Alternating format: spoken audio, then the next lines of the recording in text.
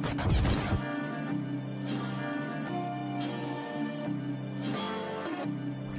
dope move by Yeah.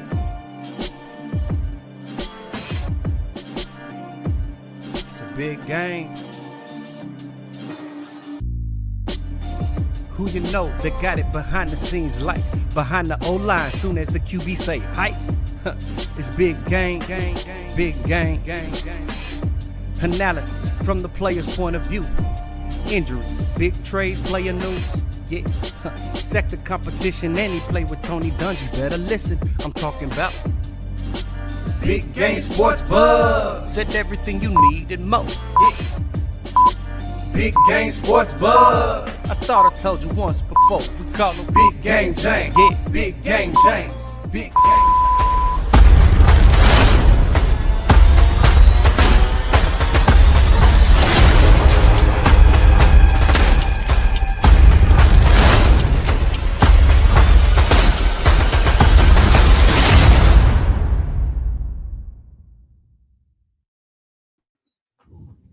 What is up, everybody? It's your boy, Big Game James, and alongside me tonight, you might be looking for him, but you ain't gonna see the buff nerds. You got my man A Reed from MCXP Radio, Man Cave Respect. Reed, man, welcome, man. It's been a long time since we had a chance to link up and talk sports and everything else, man. How you been?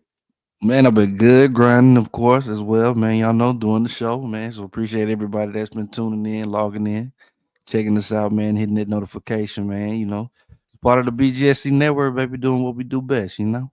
That's right. So a lot of y'all, man, if you haven't had a chance to check it out, man, y'all make sure y'all go to BGSE Network and you check out MCXP Radio.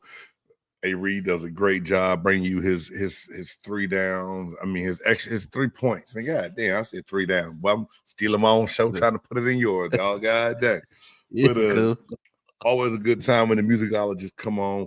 The Buff Nerd is a little bit under the weather. That's why y'all didn't see the Buff Nerd podcast last night. But you get a chance, make sure y'all go on BGSE Network. Check out J-Stogs, the Buff Nerd, his daughter Lily Chun, and Dieter. They talk all things nerd. It's mostly wrestling, but it's a lot of nerd stuff too, with the anime, the Marvel movies, everything else. They do a good job. So if that's your cup of tea, man, y'all make sure y'all check them out. So tonight, man, like we say, it's the sports fanatic and the pro athlete get together to talk all things sports. There's a lot going on. The draft just took place last week and weekend. The NBA playoffs is going on. People is getting fired or stepping down for just doing crazy stuff. So we got a whole lot to bring y'all in our 4 downs, our oh hell nah, and top 5. Tonight's top 5, since we just did the draft, top 5 draft gems. I kind of threw that on Reed, so I'm going to hit y'all with mine. But, you know, nevertheless, man, we're going to get this thing kicked off and start y'all out with the 4 downs. It's time for the 4 downs. That's right.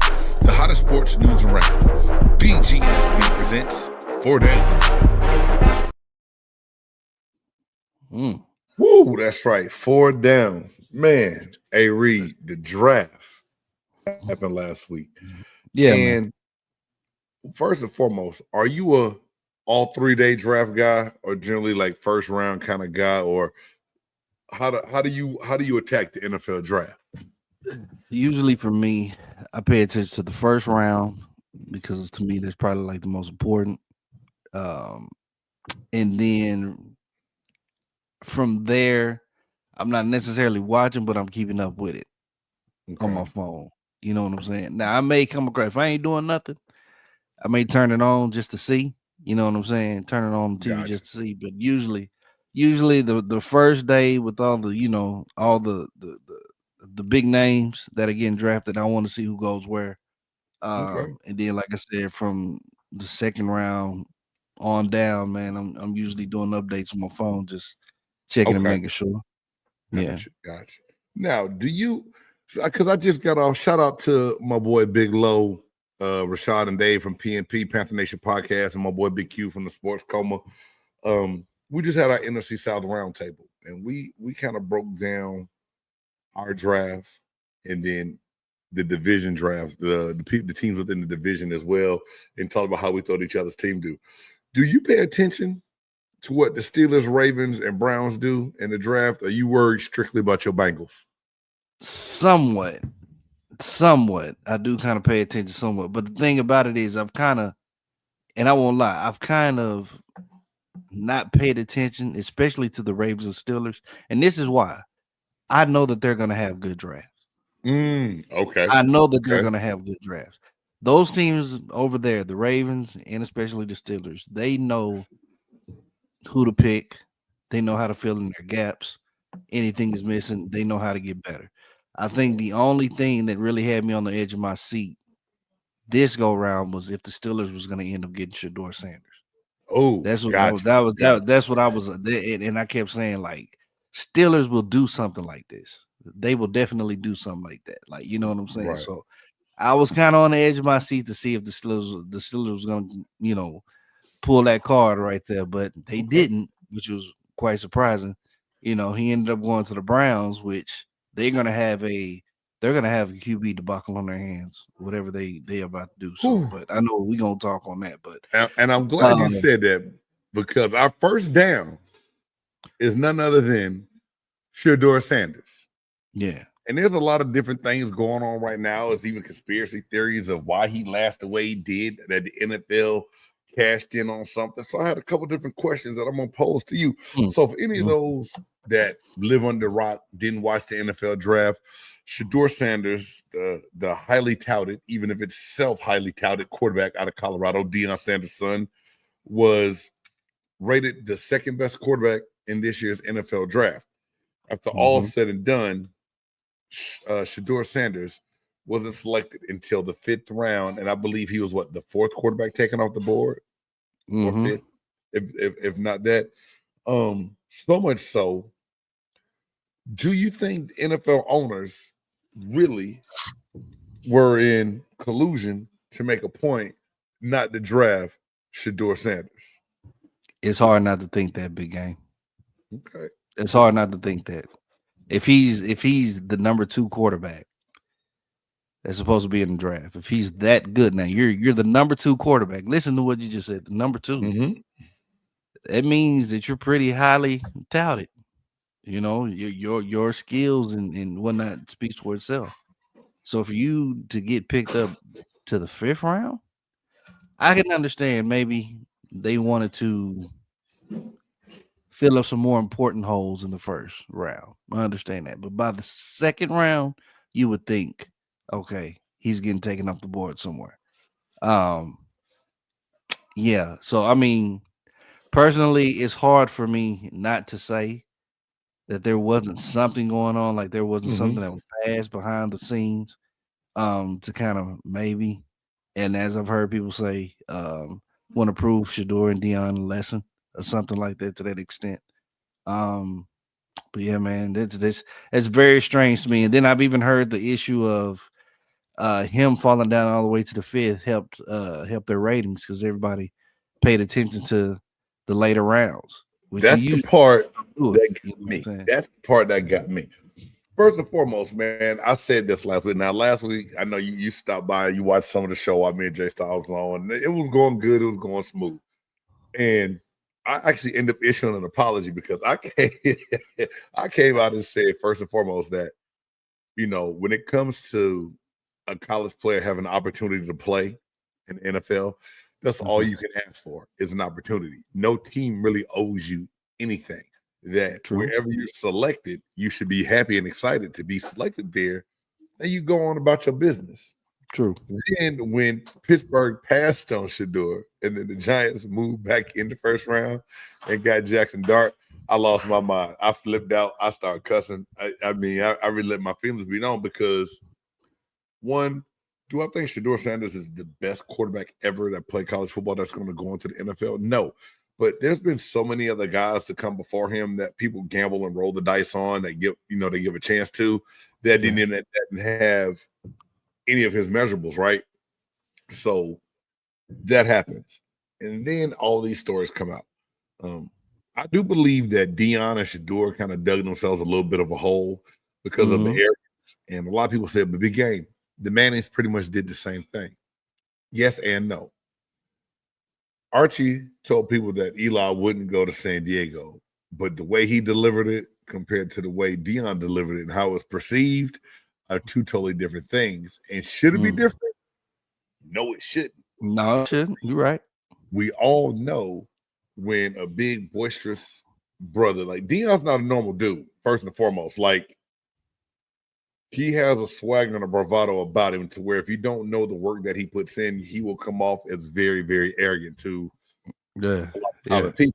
But you have to know Deion Sanders as far as like the way he prepared, the way he worked, the way he performed. He always believed he was the best, and I think he instilled the same thing in his kid. And so that confidence just kind of overflowed out. And some things may have been said that should have been said. Like for Deion to say, I will control where my son goes. Now I think you put a target on your back to be like, well, let me show you how much you can control. Yeah, man. Right? Yeah. Now, did you see what Boomer Esiason said? I heard what Boomer said. Yeah. So he said that he knows for a fact that 3 owners came out and said, take him off our board.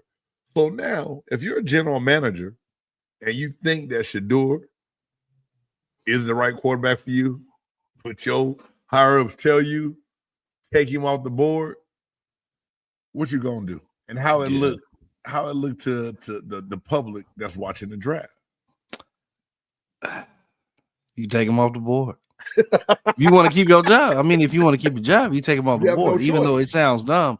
I mean, man, look, the Browns drafted him in the 5th round, and did you see the war room when they drafted him? Did you see the look on their faces? They didn't look excited. They weren't excited. They weren't excited about it at all. You know, so I think that Deion and Shedeur have to take some blame in it. Because I was kind of explaining, I was explaining to some of my guys at the job, like, man, when you're in the NFL draft, when you're one of these guys that's about to get drafted, it's almost like a job interview, right? That you're doing. You know what I'm saying? And you got to kind of prove to the 32 teams, like, hey, look, you're gonna get a good worker. You're gonna get somebody that's gonna go out there and do what they need to do. Right. You know, leave all that bravado and everything. Like, it's cool. He could have been like, yeah, y'all know who my dad is. This is that and the third, but I'm not my dad. I'm a hard worker. I want to come in here. I want to do my job. This is that and the third. You know, but you're coming in up there with your chains on, and you know, you're talking all that crazy stuff. Like, I call it some self-inflicted wounds, man. Some self-inflicted wounds that kind of got him down there to the 5th. Gotcha. But yet still, he should have been drafted way before the 5th round. I agree. I totally agree with you. This is my thing. And so a lot of people don't know this, or some people do know, but they don't talk about it. Do you know, like, Joe Burrow was one of the first quarterbacks to kind of start a trend of not working out at the combine and wait until his pro day. So a lot of people are making a big fuss that Shedeur, oh man, he didn't work out at his pro day. That hurt him. A lot of people. Caleb Williams didn't work out at the combine last year and waited for his pro day at Oklahoma. You know what I mean? So not Oklahoma, my bad. USC. I keep remembering back when he was at OU. So a trend was started a couple years back, but I just think it's the way it was all perceived and done. And this is my thing. To any young person that's out there now that's wanting to go to the NFL draft and want to play in the NFL, when you go to the combine, take on all 32 interviews if you have to. All 32 teams. If they want to sit down and talk to you, talk to them. Even if you know they got a quarterback and you're not going to go there. Facts. You have to play the game. That to me, that's the one thing Deion knew going into all of this. He knew that he needed to have Shedeur ready to play the game, because at the end of the day, it's all a game to be played. Facts. They want to, because a lot of it with the NFL guys, that is mental, right?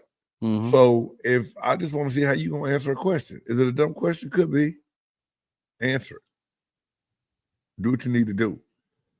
Because at the end of the day, I'm like, man, they wouldn't do that. Then you look at them like, damn, maybe the owners did get together and say, hey, nobody drafted before the 5th round. Y'all agree? All right, cool. We agree. There's no other way to explain that, bro. You mean the Giants couldn't get him? And not even tell you this. When the Giants came back in that round. We knew that they was going to draft for QB. Right. They were showing Shedeur and they were showing Jackson Dart. I told my wife, I said, no, Jackson about to get drafted. She's like, no, Shedeur is. I said, no. I said, pay attention. I said, look at Shedeur's camp. I said, look at Jackson. Jackson was already up, giving high fives, giving hugs. Yeah. I don't think anybody saw that, but he was already giving high fives and hugs. He and stuff like that. He was getting himself ready and together for getting ready for the call. I said, Jackson's about to get the call. Right. Sure enough. And then again, I don't think the Giants want to go back. Giants want another Eli, bro. Not just that. The Giants have never drafted a black quarterback since they've been a franchise. Not making a race thing. And now this is what somebody told me, and I didn't even think about it after they said it. They said, yo, they're not going to be like the Ravens or the Browns and have an all-black quarterback crew. They already got Russell Wilson and Jameis Winston. They weren't about to draft. Facts, though. And I Jackson was like, is going to start at some point in time. Yeah, and I was like, well, damn. I didn't even think of that. I mean, it never really crossed my mind because at the end of the day, for me, it really does come down to who I think is going to be the best player on that team or what they're going to help people do. So at the same time, like if that's the best quarterback, now I'm not even mad at Jackson Dart. I was mad at the Pittsburgh Steelers. Now, the defensive lineman that they got out of Oregon, a hell of a young man, a hell of a player. You know, his mom ended up passing away that same night. The next day. Whatever he had picked. Yeah. So it's a great story for him. Happy for him. But to me, Pittsburgh dropped the ball because now I'm like, damn, y'all really got Aaron Rodgers dictating what y'all do to where if it don't work out, you got Mason Rudolph and Will Howard. Even Ryan Clark was pissed on that. Yeah, I saw that. Right? I mean, that's kind of what it was. And then the rating thing. I don't want to sit up here and think that the NFL said, you know what? We need to make sure the viewership on day 2 and 3 is just as high as day 1. Let's wait. But when it happens and everybody starts chirping and talking, the little conspiracy theorists in the back of my brain want to be like, damn, they did this for ratings. Do I really believe it? Did they not have us talking? It got us talking, man. It got us. Did they not have us talking? Did we not send text messages back and forth? It was women. It was women tuning into the draft that ain't never watched the NFL draft before. Dog, I'm telling you.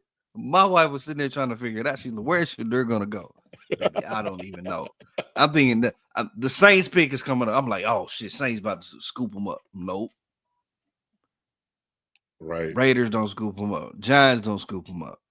Browns, I'm thinking, okay, goddamn Browns should go ahead. You know what I'm saying? But they wait all the way to again, man. It's that's crazy. That's crazy. If they really did that for the ratings, I mean, y'all got us, man. Y'all got us. Y'all been right. That's crazy, right? Hell out of us. Y'all did that. I give it to the NFL. Y'all did that. So, needless to say, we're not going to sit up and spend all our time on Shedeur because at the end of the day, he got what he wanted, an opportunity to play football. He's going to Cleveland. I feel like I like Stefanski, their head coach. I feel like I like what the GM is doing. Again, they missed on Deshaun Watson and it set them back. Deshaun Watson's still on our roster. Something's got to be done. Yeah, we saw Joe Flacco play a couple of years. I mean, we're playing. I don't think you keep Flacco around and if you really want to win. I said this to someone else. I think what happened to Shedeur Sanders is really a blessing in disguise because I've never seen a 5th round pick with the same amount of pressure as a 1st round or 2nd round pick. Mm-hmm. So Shedeur's not under any pressure, I think, to just go be the man. He's going to have to perform to earn his job and earn his right to be a starter in the NFL one day. But at the same time, there's no real pressure on him. There's more pressure on Dylan Gabriel than it is Shedeur. There's more pressure on Jackson Dart and Cam Ward and all these other quarterbacks that went in Jalen Milroe, right? Yeah, that went before him. So Shedeur, he's really in a great situation because all he has to do is make the team and perform to his best. He's not expected to take the Browns to win that division, which a lot of people call the toughest division in football. No one's going to expect the Browns to go win a Super Bowl. So what pressure is there really for Shedeur Sanders? It's a blessing in disguise. You go to New York at the number 3 or 26 pick, your ass is going to be under a lot of pressure to go win games. Oh, yeah. New York don't play. Right? New York don't play. At all, man. At all. Yeah. All right, man. Moving on. Second down. Now, this is something I normally don't do. So I'm just going to do I'm not going to do the whole league, Reed. I'm going to ask you about your team. And while I'm here, I'm going to pull that up too. A lot of people say, big game, how do you grade Tampa's draft? And I don't like trying to go in and give a grade on a draft right away. And the only reason I say that is on paper, the pick could look correct, but we still don't know until we play, right? Facts, though. But for the sake of getting the question and everything else and seeing what you guys did, your Bengals did, how do you grade you guys draft? How do you grade the Bengals draft, Reed? See, this could be such a bias. It could be such a biased answer, because anybody that's a fan of their team can say that you had a great draft. I mean, shoot, we shored up what we needed to shore up. With Sam Hubbard being gone, him retiring, and then the whole Trey Henderson situation, we get us a damn good defensive end. Looks like he's going to be quite explosive. And then with those two, I mean, like I say, you shore up that side.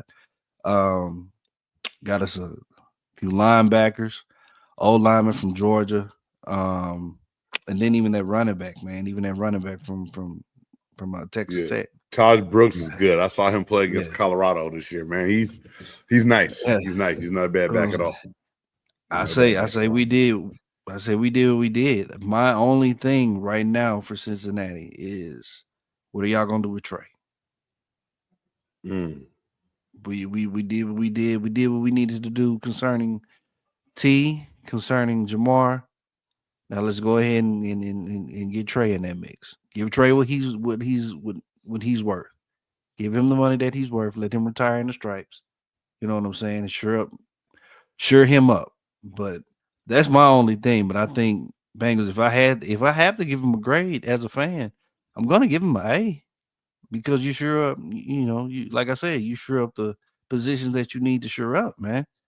It would have been. I would have shook my head if we went with a quarterback. I maybe would have questioned, a receiver, but depending on who the receiver was, I can give you a 3-man punch, depending on who that receiver was. Y'all picked up like 2 good receivers. Yeah, man. It was funny though, talking about receiver and talking about the Buccaneers draft. I just got to talk about this on the other show and Styles not last week. When the pick came in, I was actually mad. And really, and football fans, don't get it twisted. I know Emeka Egbuka was a damn good wide receiver. A lot of people had him behind Ted McMillan as the second best. Some had third. He was up there. Great wide receiver. His body work at Ohio State was great. I got so caught up in the mock drafts and everything else that I just knew and thought that the Buccaneers had to go defense first. So initially, I was mad. And then I stopped to think about it. Mike Evans is getting ready to go on year 12. Chris Godwin is coming off a horrendous injury. Sterling Shepard was a good veteran presence last year at times, but he's old, right? His better days are past him. Jalen McMillan came on late last year, being a young wide receiver, and the same thing with Trey Palmer. Palmer, second-year wide receiver, played well. So you look at what Jason Lighton like to do. I think our new offensive coordinator is going to kind of fall right into what Canales and Liam Cohen did before him, and how he is going to try to use the run instead of the pass. Yeah, right. Yeah, I think Emeka Egbuka was a great pick because Mike Evans has already said that he don't know how much time he has left. So you don't want to get caught being old, and all of a sudden your talent is gone and you're starting all over again. So I think at the end of the day, when I look at it, great pick, great quality pick. So we still got defensive players. We got Benjamin Morrison on the ears. He does have a bad hip. They do say he'll be ready by training camp, to start a training camp, which I hope he is. But to me, the sleeper that we got was Jacob Parrish out of Kansas State. Okay. Great lockdown corner and can tackle well. Could play inside corner or outside corner. And then David Walker out of Central Arkansas, bro. I don't know if y'all watched this young man play. 4-time Defensive Player of the Year in that conference. I don't give a damn if it was FCS. I don't care what level for. If you full-time MVP, Defensive Player of the Year, and lead your conference in sacks 4 years in a row, you a beast. You a monster. So you David Walker been a pickup. Beast. So, and not just being biased because Tampa's my team, like you said, looking at it and feel like they really drafted positions of need. Now, 4 years ago, when we got Joe Tryon-Shoyinka, I gave that pick a high grade. Shoyinka never turned into the player we thought he was, and he's in Cleveland now, right? Mm-hmm. So theoretically, on paper, we drafted positions of need. I like what the Buccaneers did. I'm gonna give them a good grade.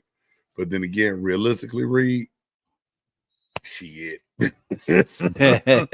don't know until I know, right? But that's the thing. That's the thing. If we're just saying pre-draft, as long as your team did what they needed to do at the positions that they need to do, yeah, of course, you're gonna give them a high grade. Right. Again, we don't know how it's gonna plan out. Like you said, your sleeper. My sleeper for me is the linebacker from Clemson, Barrett Carter.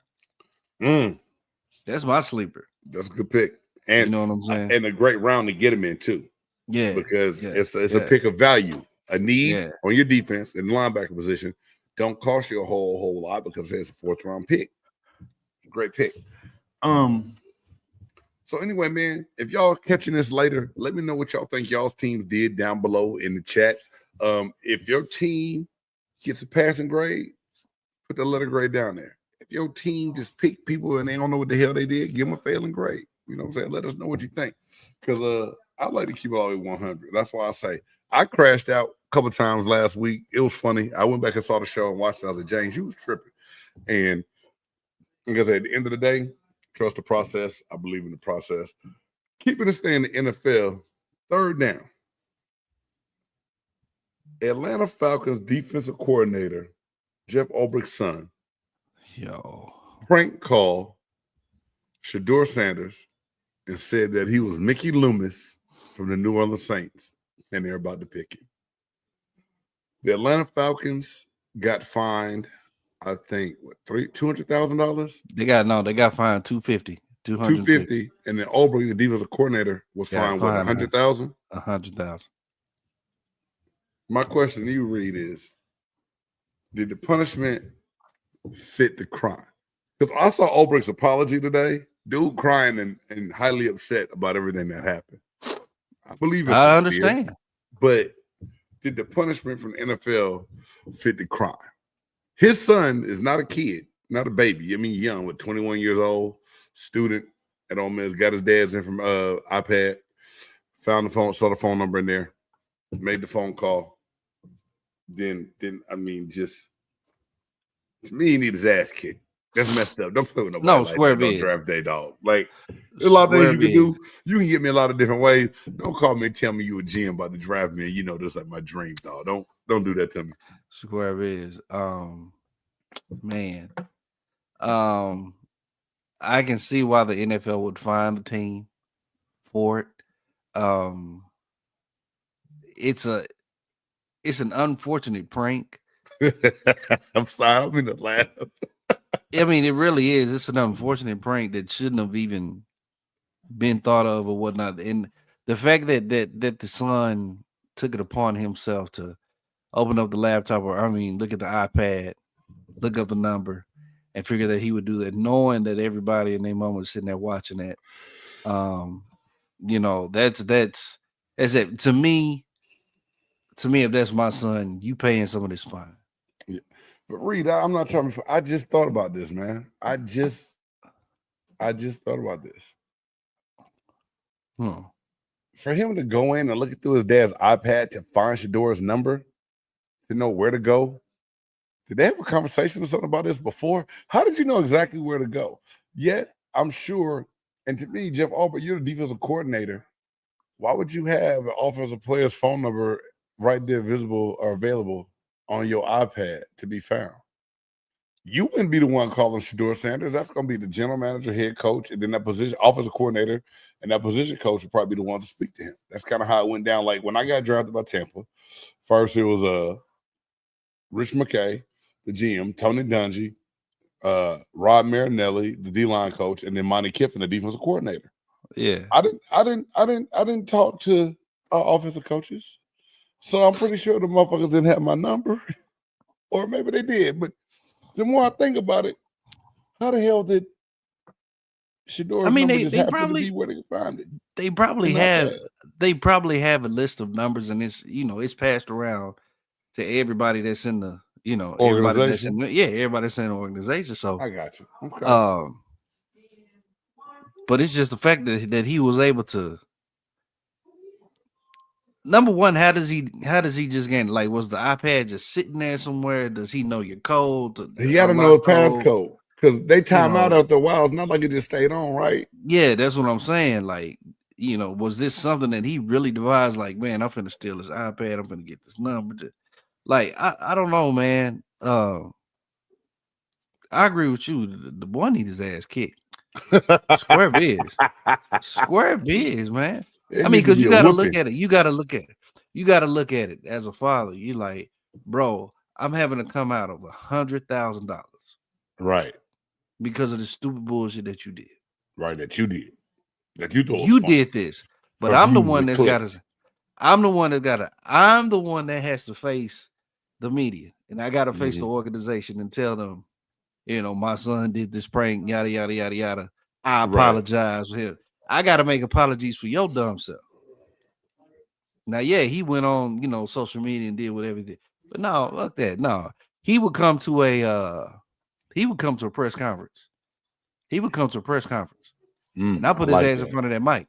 I put him in front of that mic with the GM, with the owner, with everybody right there. Say, no, say what you need to say, bro.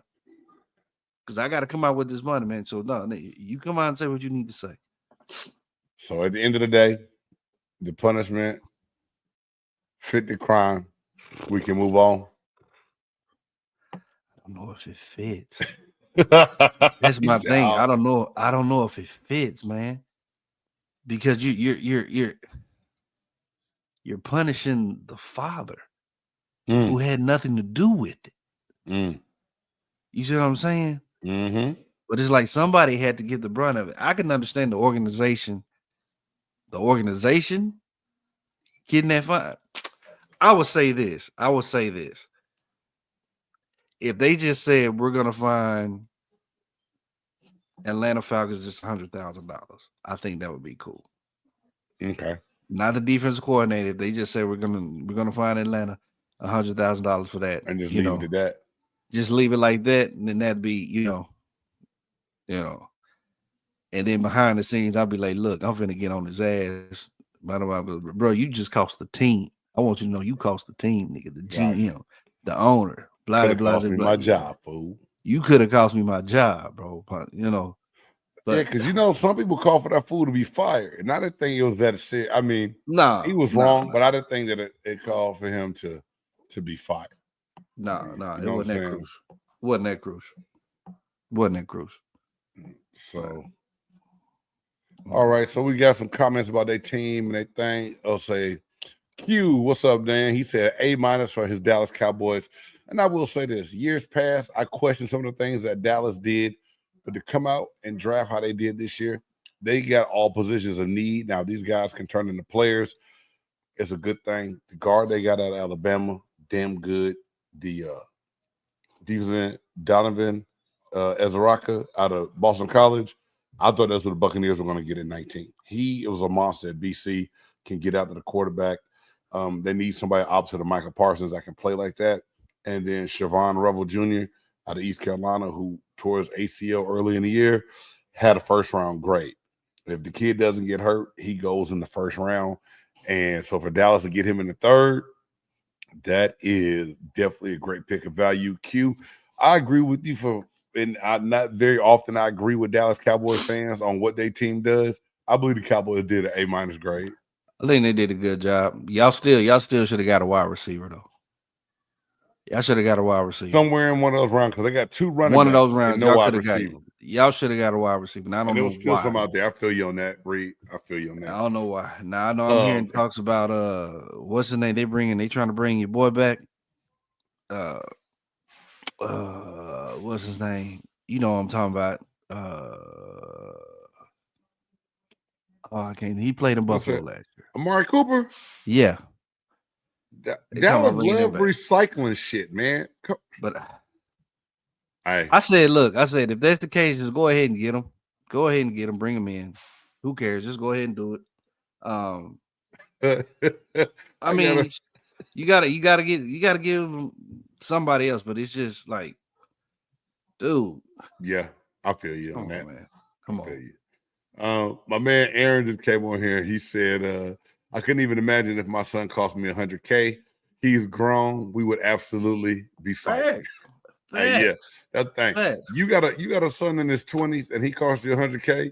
Yeah, you got the right to whip his ass. You got the right to fight, not just beat him with a belt. You got to fight. You got the right to fight your son. Man, I'm telling you, old Brick should have been like at the house. Say, bro, knuckle up. Yep, knuckle up. Let's go. Hey, let's go in the front yard. We about to go to the front yard. Squabble up. Yep, I agree. Square big. Wife, Aaron, leave it alone. Right, he got to be a man. Aaron also said, "I get mad when my boy don't take the trash out, let alone calls me $100." Chris Cole, yeah, hey Chris, I did hear that they call the quarterback. I forgot his name now. Out of Syracuse, said he got so many crank phone calls to where when he did get drafted, he didn't even believe it was real. So that's crazy within itself. Oh man, moving on to 4th down. We got to get through these downs, man. 4th down, NBA playoffs. A lot of games are going the way we thought they would. Series and others not so much. The Knicks just fought off the Pistons in overtime to win that series in that game 6 going 4-2. I mean, I tip my hat to the Pistons though. This young team, Cade Cunningham and the crew, playing very, very good basketball right now. As far as like this season, the Bickerstaff, shout out to him for being able to do what he did with that team and how they're doing things. But excuse me, I ain't gonna lie, Reed. There's a lot of going on in the NBA playoffs. A lot of teams I said I wanted to talk about. But first and foremost, man, I gotta talk about them LA Lakers, man. Okay. I gotta talk about the Lake Show. and your boy Luka. I know Luka leaving. I like Luka. I wanted the Lakers to win this series, and I posted a question today to NBA fans. I was like, who's to blame for the Lakers losing this series against the Minnesota Timberwolves? So I'm gonna pose the same question to you. Some of the answers I got were great, but Reed, looking at that series, seeing how the Lakers played with Luka, wasn't a long time, right?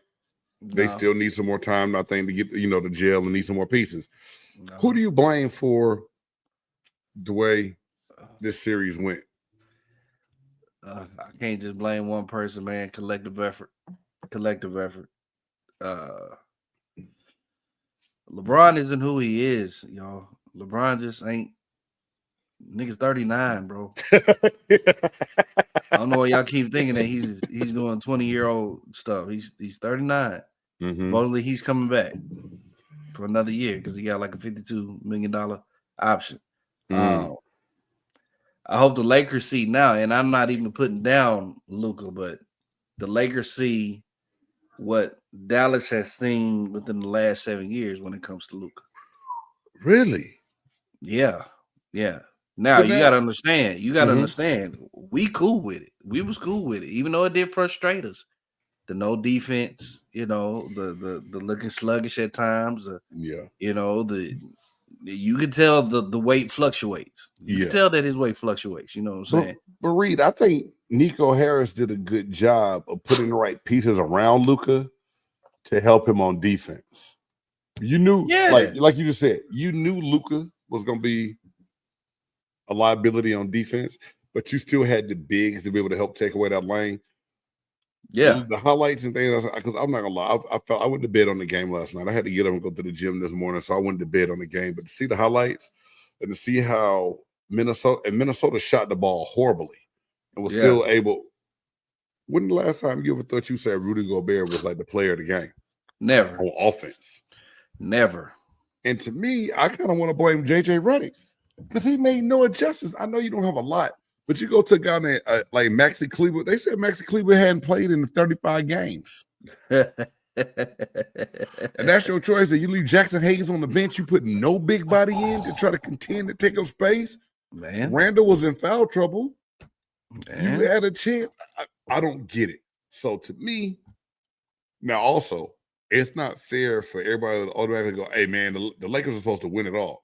They got Luka. Luka and LeBron, it wasn't an entire season together. You know, it's a mid-year trade. True. They still need some more time to collectively, I think, work together to become a cohesive unit. Yeah. But they also need more pieces. You cannot go into an NBA season with no true bigs expecting to win and have success. Facts. And I think that's just so. Part of me blames JJ Redick for last night's loss from what I saw on the highlights because I just don't think he adjusted well to what was going on. But at the end of the day, now Rob Pelinka is under the gun because he has got to go do his part this offseason to put together the correct team for them to flourish and do well. Because if they don't do that, then it's over. The future of the Lakers is about to be very interesting. It's about to be very, very interesting. Pelinka has to pull some strings. He's going to have to do something to try to put a championship team together around a 40-year-old LeBron James. So you're squeezing every asset that you can to make sure that LeBron goes out a champion. Okay. Number two, you're not even sure if number one, Luka's going to come back healthy. Number two, if Luka actually wants to be a Laker. You know, it's a lot of factors in that. You know, from what I've heard, like, you know, Luka was just waiting for the whole season to be done. Really? Yeah, he was waiting for the season to be done. He's still not kind of hurt by that trade. He's got one more, but he's got one more year in his contract, right? Yeah. Technically, I think he got like one more, but okay. You know, the question is he really gonna resign? You know, I mean, I think how they do next year is going to have a lot to do with that and dictate what happens. You know, I don't know, man. I don't know. I think it's just going to be very, very interesting. We'll see, though. We'll see how this works out, man. But I don't know. I don't know, man. It's a big question mark over there. Big question mark. Another series that got me. Like I said, the Lakers, I was pulling for them, didn't happen. Make you scratch your head a little bit to some of the things that happened. And then like even the game before when he didn't make any substitutions in the second half, that you had old ass LeBron playing an entire second half of a basketball game, but yet throughout the season you load manage and rest him. It makes no sense. Anyway, a series that I'm not really surprised by, but still intrigued to talk about. The Bucks losing to the Pacers. The future of Giannis Antetokounmpo, because as soon as the Bucks lost, I started seeing all the memes of Giannis with LeBron and Luka, and Giannis with Draymond and Steph. The question is Giannis going to want out of Milwaukee to try to go get another championship? Because I clearly don't see Milwaukee building around him. Yeah. And if he does leave, do you think the Lakers have a chance? Where would he go? You can always expect the Lakers to be in the mix for something. But it's just that would Giannis want to do that? I think Giannis seems to be like the type of guy that wants to play against the odds and prove that he's better. I know he's had a lot of loyalty with Milwaukee. But at some point in time, and I mean he's done something that nobody else has ever done. He brought Milwaukee a championship. Mm. Bam. That solidifies you as a Hall of Famer right there, but in its own right. Now, if you want to keep on winning, if you want another chance to get there, if you want to go deeper into the playoffs, now you have to start looking around. You know, he's in the East too, man. God, it's a number of teams. It's a number of teams that would probably want Giannis, man. Like, oh man, I don't know. Like imagine him going to the Knicks. You know, damn, or Boston. That wouldn't be fair, bro. You see what I'm saying? That wouldn't be. I feel you though. Yeah, that wouldn't be fair if he was in Boston, bro. That's what I'm saying, man. Yeah. This starting to be kind of unfair. I would love to see him in a Mavericks jersey, but how tall are you gonna be? You know what I'm saying? Yeah. Like, how tall are you with him and AD, and then like you got a mother guy, Lively and Gafford. Yeah, Lively Gafford. Like, how tall you want to be? Square bit. So, I don't know, man. I don't know. I think Giannis at this point in time needs to really decide what's going to be the best for him. You know, I appreciate he gonna play Giannis somewhere, but yeah, I will say I appreciate Giannis for the fact that he wanted to stay true to Milwaukee. They go out and they get Dame.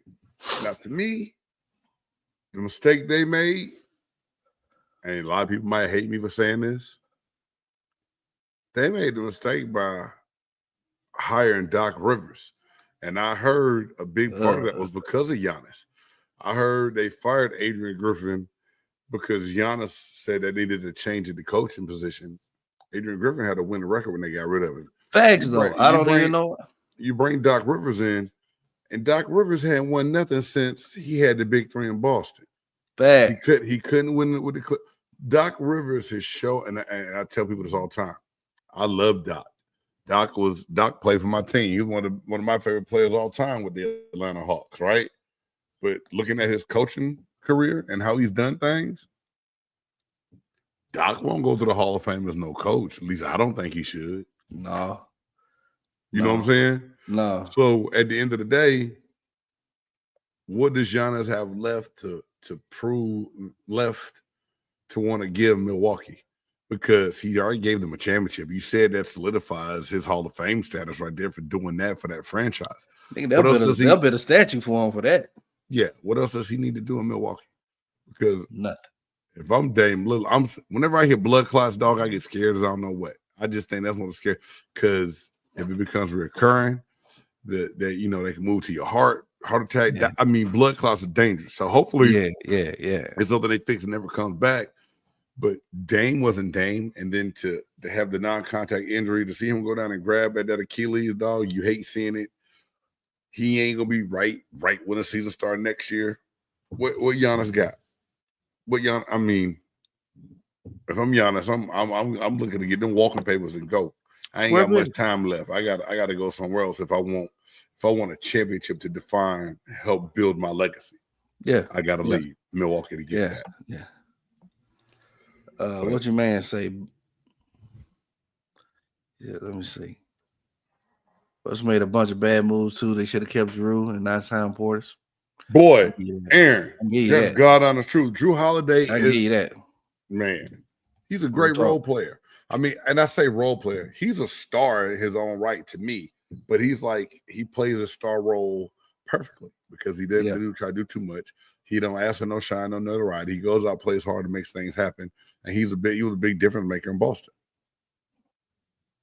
Huge difference maker in Boston. Yeah, I agree with that one, bro. So, I give you that one. Aaron, for the Bucks making that dumbass move of signing Porter and not signing Drew Holiday, you know what that make me say? Oh, hell no! Oh, hell no! Oh, hell no! Oh, hell no! Oh, hell no! Oh, hell no! Oh, hell no. That's right. Oh, hell. Oh, hell no. The things that happen during the week that make us scratch our heads and go, oh, hell no. to me, staying in this NBA, we just talked about it. Milwaukee Bucks lose to the Indiana Pacers the other night. And when I say self-destruction, it was self-destruction. I'm going back and forth between yes, it was. And Aaron was like, "Oh my God, are you watching the Pacers Bucks game? They just self-sabotaged in 10 seconds." I flip over and see how everything went down. There's no way you should lose a game in that fashion that quickly. What seemed like a matter of like 15 seconds, the game was taken from you. Lo and behold, it happens. Afterwards, Giannis Antetokounmpo and Tyler Haliburton's dad get into it. Forehead to forehead, face to face, yelling, screaming. You know, it's one thing about being a parent and being involved and around your kids and being able to celebrate and enjoy their moments. But some of these NBA dads, bro, do too much. This is because Ja Morant's daddy just rubbed me. Oh my God, I can't stand this dude. Yeah, don't know him, can't stand him. But now Tyler Haliburton's dad, he has to stay away from the rest of the Pacers games and see he can't even go to the games. Like, what did he have on it? Did he have something on the towel or? I didn't see that part, but I heard that he said something to Giannis that pissed Giannis off. Then they got into a yelling match right then and right there on the court. But yeah, so like the NBA tournament came to say, and Tyrese Haliburton talked with McAfee, you know, about his dad, and he came out and said that his dad made a bad move, a decision he never should have happened because of the confrontation they got in. But like right now, the NBA is saying that after this game, Tyrese Haliburton's dad ain't allowed in around the games that are in the arenas right now. So how bad is that for you to mess up that moment to where you got access to be around your son's team, go watch him play, check him out, to where you get into a confrontation with a superstar in the league, and now you can't even go enjoy no more playoff basketball because you made a bonehead move. Yeah, you got a L, bro. Yeah, man. That's old hell now for me. You got to put, you got to control your emotions, man. It's your kids, man. It's your kids spotlight. It's not you. And I mean, I don't understand these guys be trying to like buck up with professional players. Like, bro, Giannis would whoop somebody's ass. Like, you see how big he is? Giannis is a big boy, man. You're right. Now, be granted, granted he knows how to, keep his composure and keep calm, but I'm not finna say shit to Giannis. Like, man, fucking pick me up, throw me across the fucking road. Like, seriously. Hey, come on, bro. Come on. Pick your battles, bro. Pick your battles. Yes, sir. Pick your battles, bro. Yo, battle. Man, that's what got me saying, oh, hell no, this week. Reed, anything happened in the sports world this week that made you just scratch your head and say, oh, hell no? The whole Shannon Sharp thing has got me, bro. Oh, man. I don't know where to go with it, big game. I don't know where to go. Hey, man, I feel you, and it's like you have a conversation about it. You look at the facts, you listen to his press conference, then you hear other tapes being released and hear the conversation of what went down. And the only thing that goes through my mind is why? Why do you allow yourself to get caught up in this kind of situation, man? Because at the end, and this is what I told Styles when we talked about it. To each their own. If you're an older dude and you like younger women, cool, do you. But ain't no 56-year-old man got no business with no 20-year-old OnlyFans model. You took the bait. You fell for a pro hoe. I kept saying that. Now I wanted, and I'm glad that we kind of talk on this just a little bit, because I want to pull up the point. The girl is still of age. Did he unlock? That's crazy. He's from Greece, bro. But he's African from Greece. He's trying to get us canceled. That's funny. That is funny.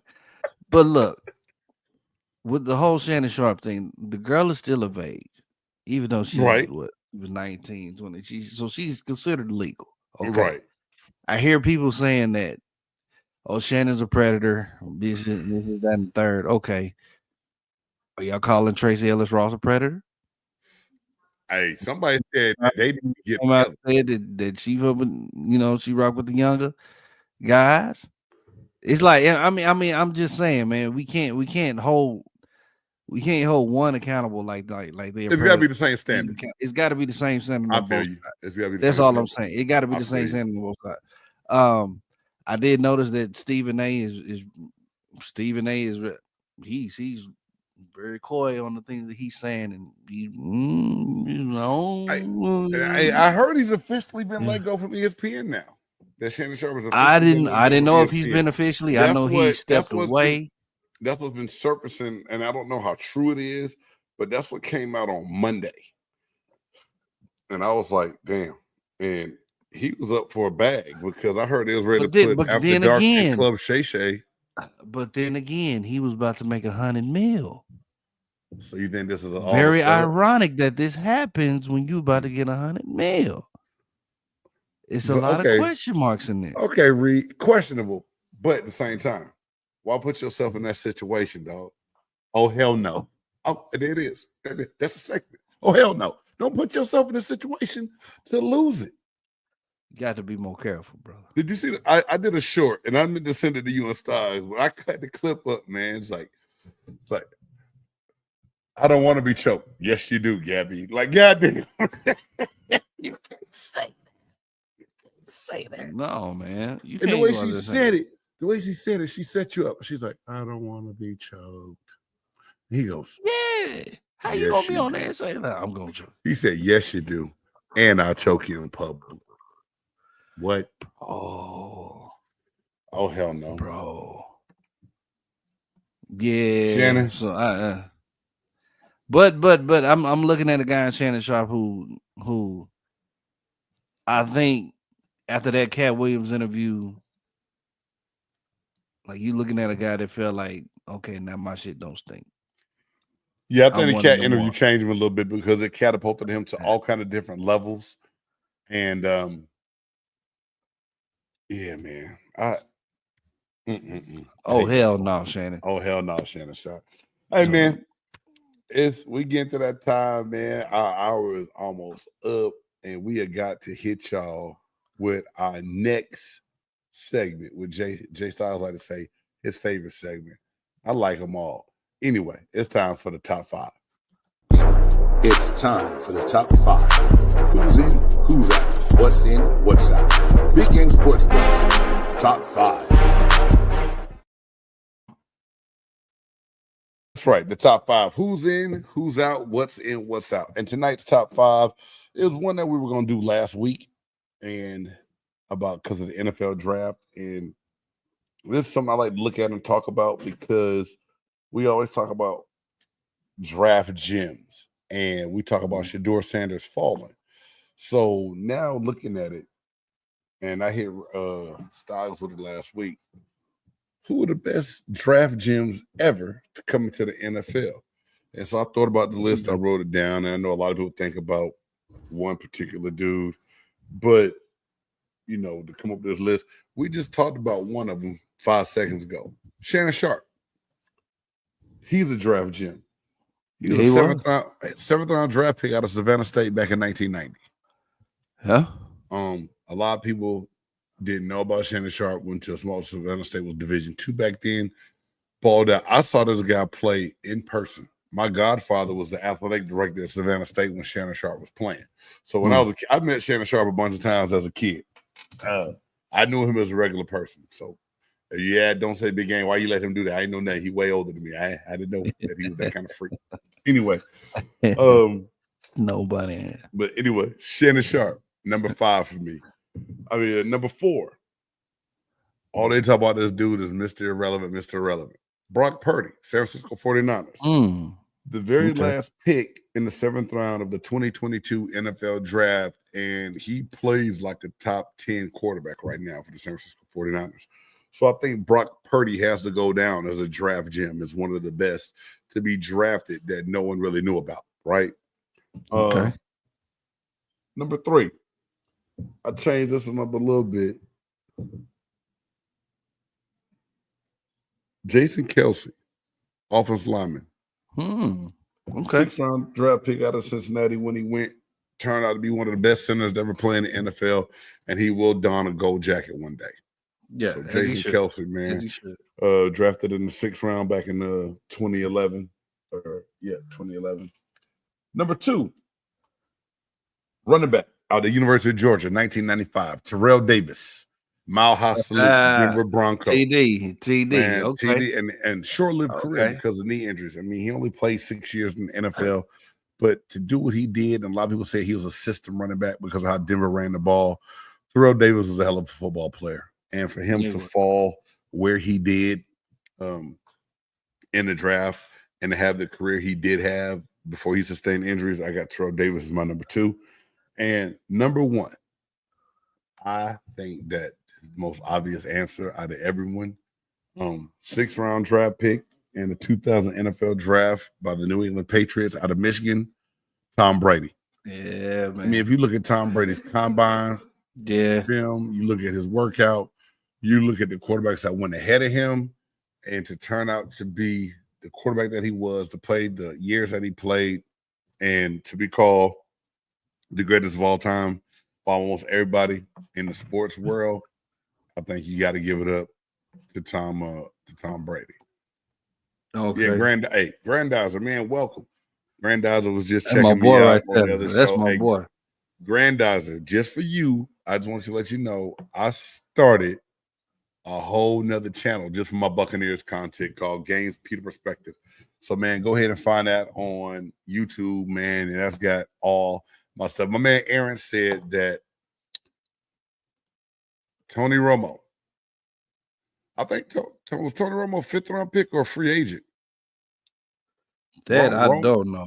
Romo was is a good one, Aaron. I'm about to double check right now. For some reason, when he came out of Eastern Illinois, I thought he was a free agent. But that's a very good pick. Another one that a lot of people told me I was crazy for not putting on here, Joe Montana. Oh, Joe Montana was a 3rd round draft pick out of Notre Dame and San Francisco 49ers in 1979. Man, he wasn't even a 1st round pick. Joe Montana was a 3rd round pick. Oh, okay. Okay. So let's see what round was. See, everybody that I thought shoot, they was in 1st round picks as they deserve to be. Okay, hey, Aaron, Tony Romo was not even drafted. He was a free agent. Oh, I give you a good one then. If we saying that, Kurt Warner. Yeah, hey, I love Kurt Story. Kurt Warner. Bagging grocery, arena football, and then So I mean, not really to me. Yeah, he's a hidden gem, not really a draft gem because he wasn't drafted. Well, yeah. But yes, and so same thing with Tony Romo since he was there. Granddaughter says, "Big Game James, you see what I said? Yeah, I always ask about the Bucks content. The guys I follow who did Bucks went on hiatus and may be done. Well, you don't have to worry about those guys. You come check out Big Game on Games Peter Perspective, Grandizer. I'm gonna hit you with everything. I just did a piece on all the Buccaneers draft picks. I did shorts on most of those guys, or their highlights and everything else. Did the NFC South roundtable tonight. So man, just check me out, man. I'm trying to keep that content fresh, and I'm working. I'm working like I ain't gonna say it like a Jamaican right now. I'm working. Still working like a Jamaican, dog. Get out of here. Oh man, I cannot believe that it went by that fast, man. And it was dude, could have stayed on here forever for a lot longer than what I did. But hey, y'all, like I said, if you've never seen my man before, man, y'all make sure y'all check out A Reed MCXP Radio on MCXP Radio and on Big Game Sports Entertainment Network here. Look. We got. Don't say it. What's up, Stogs? What's Stogs? Hey, man. Buff Nerd, how you doing, man? You better? I think Buff Nerd got the COVID, y'all. He got the vid. I'm sorry, Buff Nerd. He gonna cuss me out. I know he is. I know he gonna cuss me out. Shout out to you, Wesley. Y'all check out MCXP Radio, man. We'll hit it this Saturday, man. Probably me, my boy Broken. But Grandizer, he always comes through, man. Always gives us good point of views, man. So I appreciate you. Y'all make sure y'all come on out there, man. Hey, Grandizer, appreciate you, man. Yes, I do have a full-time job. I coach. I have a family. I even got a second job now, too. And I got other things going on. But you know what? Because of people like you and Aaron and my boy Sherm and Q and everybody else, man, I appreciate y'all because y'all make it worth the while doing this all the time. And people too. And J-Stogs says, no, I don't. Hey, man, I know you don't have the vid, man. I'm sorry. I'm just messing with you, man. I just hope you get better because I want to see what you and Lily Chun and Dita going to be talking about next time the Buff Nerd podcast come on. So anyway, y'all make sure y'all check that out too next time J-Stogs is on because it's funny. They got me be ready to wrestle and go watch WrestleMania and Monday Night Raw and everything else, man. Because I gotta get on that, man. Because I've been watching a lot of wrestling lately, man. Hey man, they break it down, read on some of this shit, bro. AEW and everything else. So already. Yeah, but they got me wanting to get back into wrestling now. I ain't gonna lie to you. It's been a while, you know. I'm old school to everybody. I'm like Dusty Rhodes, Ric Flair, Sting, Legion of Doom, aka Road Warriors, you know, all of that kind of stuff. And that's was my pinnacle. I've been to two live events. And I know I seen y'all. Yeah, y'all was making fun of me about how I was at the WrestleMania. Reed, it was awesome. But I was, bro. It was great. I was, bro. I mean, I was yelling like a kid, like like back in the day. You know what I'm saying? And then I went to a Monday Night Raw. But this new class, these guys right now, they piquing my interest, brother. They piquing my interest. You know, so I got them, man. Shout out Granddaddy. Yo, yeah, no doubt. Yeah. So, hey man, for the musicologist A. Reed, the Buff Nerd, J-Stogs. Oh Lord, hey J-Stogs, you got a request, bro. You got to check it out. Aaron said he is waiting on you to cover midget wrestling. He's just saying. Wow. Just saying. I would go see that live. I would really go see that live. Hey Reed, there's a channel. Go to Instagram and put in midget wrestling. There's a couple pages you got to follow them because they travel around and everything. You got to check it out. Really, Stogs? Really?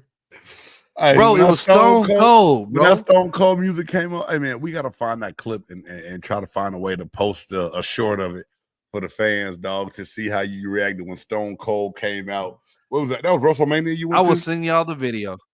Okay. Yeah, the WrestleMania down here. I will sing y'all the video so y'all can have your fun with it. But I'm just saying, now that was Stone Cold, bro. Come on. Hey, well worth it. Come on. Well worth it. Oh man.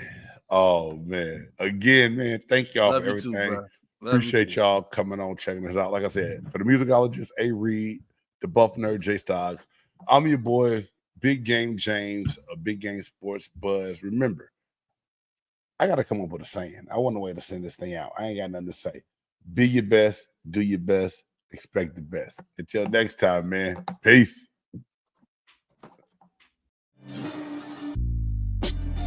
Who you know that got it behind the scenes like behind the O-line soon as the QB say hype. It's big gang, big gang. Analysis from the player's point of view. Injuries, big trades, player news. Yeah. Competition, Andy, Troy, Dunley.